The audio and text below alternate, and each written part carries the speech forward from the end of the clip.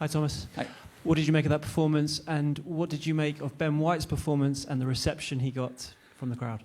Okay, take it from. I heard that he was booed. I didn't hear it actually on the field because I was involved in the changes and in the instructions, so I didn't hear it. So I think it cannot be the majority. There were some boos and some mixed reception for him, which I'm disappointed about because of course we protect our players and he was excellent in camp and he deserved to come on. He deserved also to start and got us almost the winner. So but I also understood that it happened to other players before here, so he needs to take it on the chin. We will always protect him, and hopefully we can put it behind, because he is ready to write some new chapters, and we are ready to give him the chance. So hopefully everyone can move on and accept it. It was the test that I expected. It was a bit feisty and tough. I knew from months ago. Bielsa called me and told me that they will take it very, very seriously and they will play the best possible team. And you see in the way how they did the substitutions, they were not ready to compromise on anything. So it was difficult. We had a lot of new players on the pitch. We had a very new formation, a very new 11 who never played with each other. They got a lot of information, but they were good in camp and they were good today because I think they put the structure into life. They tried, they helped each other out and they tried to create. I think we deserved to win. We had 1-2 big chances after set pieces, and otherwise half chances deliveries. We lost 2 key players to injury, which made it difficult with Noni and then with Phil Foden in moments where we were very strong. So a lot of obstacles to overcome, but I liked the positivity, I liked the attitude, I liked the performance. Was nice to coach them. Everyone was always awake, always ready to adapt to the questions that Uruguay asked us. Was in between a very tactical game, but was good. And in the moment where we were very good, we didn't get the momentum or we didn't get the goal to maybe then be a bit more, get a bit more freedom in our game or a bit more quality with the goal. So the boost was missing, but we kept on trying, and I'm happy with that actually. Samuelis. Thomas, you're very angry clearly with the foul on Foden, but also you seemed angry with the penalty as well at the end. I think it's a very soft penalty. Of course, there's contact, but it's so obvious what the striker is trying to do. Maybe Ben is also a bit greedy in this moment, but to overturn a decision when the referee clearly made the signal with both hands that he saw it and it was not enough for him then to overturn it. I was surprised that VAR is in place because I thought it's not working because the tackle from Phil Foden was not even checked. Tackle against Noni not even checked.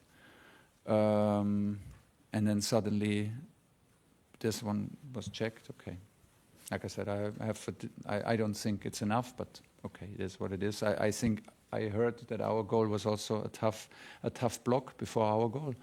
I haven't seen it, so overall that's what it is. Thomas, what did you make of Phil Foden's performance tonight, and did he do enough to impress you?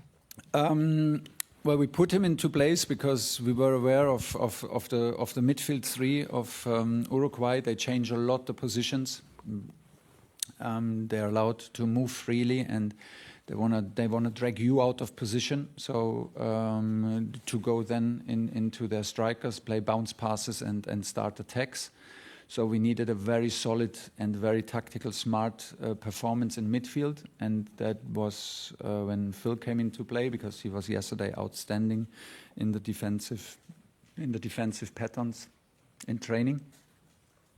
He played many times now on the number 8 position for City, and he played with a lot of responsibility for this position, which he did today.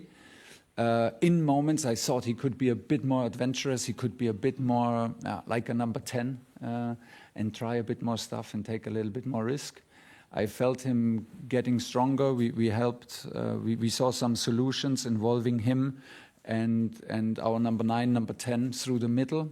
So I felt that he can make the difference if the game opens up in the second half. And I felt him stronger and stronger. And then he got this brutal tackle against him.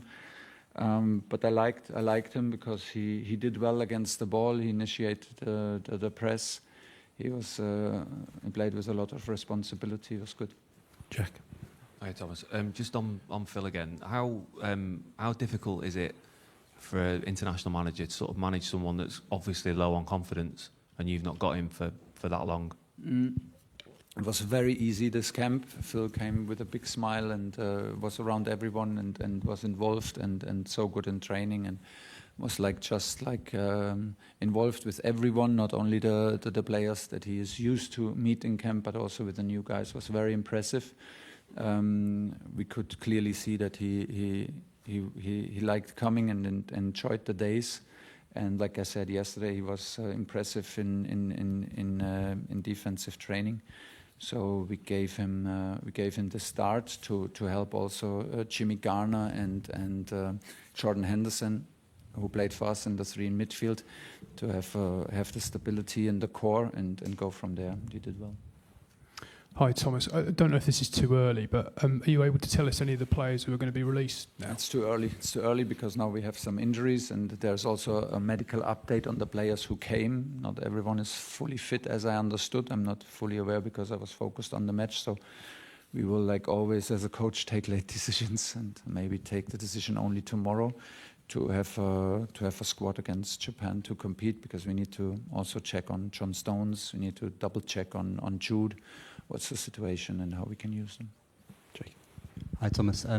Did you feel that the number nines tonight did enough to show that they could fill in for Harry Kane if needed? And has it done anything at all to make you possibly think you might just not take a backup striker? Also, decision is not made, for sure not made. I like the effort today from Dom Solanke. I think he worked his socks off. He worked like a dog, honestly, up there. He was our first defender, initiated the press, made a lot of sprints, intensive runs. Then with the injury from Phil, we took a double change, and it took Dom Calvert-Lewin a little bit to get the press right and to play with the same intensity. Then Dominic Calvert-Lewin had the big chance for him, and he's upset with himself because it was a chance made for him on his head, 6 meters out. So it's normally a clear goal.